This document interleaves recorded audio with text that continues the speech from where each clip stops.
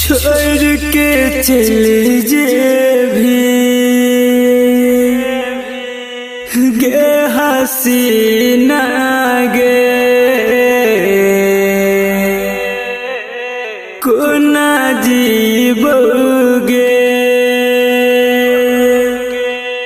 हम तोरा बिना गे तब तोरा एहसास है तो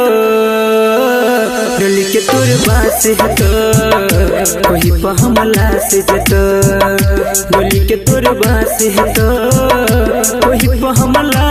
से जतो छोड़ के चले जे गे हसीना गे कोना जीवोगे हम तोरा बिना गे तब तोरा एहसास है तो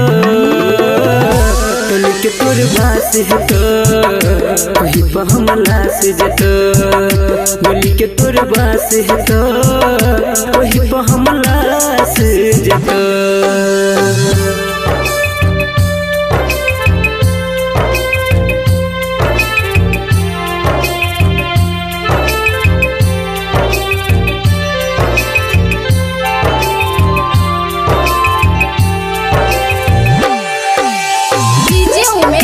बाजार आप सुन रहे हैं संदीप सुमन को कहते हमार गे तुझे हमर नहीं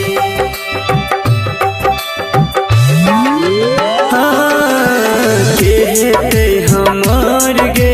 तुझे हमर नहीं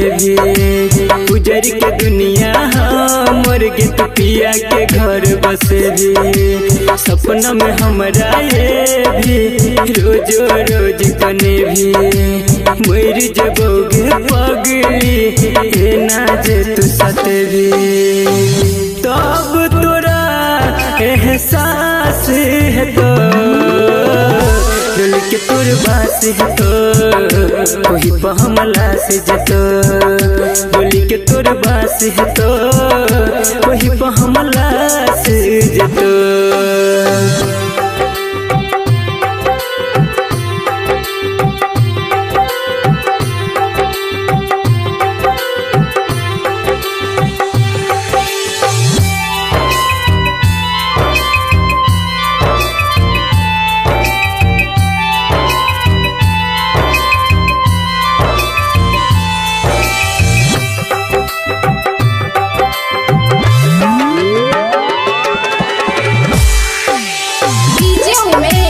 बाजार आप सुन रहे हैं संदीप सुमन को जिंदगी के हमर शाम गे हो तो तुहर सवेरा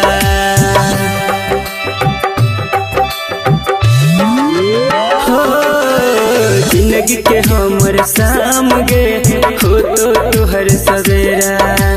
कर भी जोर बन के तू चांद पिया के डेरा संदीप सुमन तो कहे छो जान गे तोरा राइटर रन तोस के है तो शमशान बसेरा कोई न तोहर तब खास है तो डोली के तोर बास है तो वही हमला से जतो डोली के तोर बास है तो वही हमला से जतो डोली के तोर बास है तो वही हमला से जतो।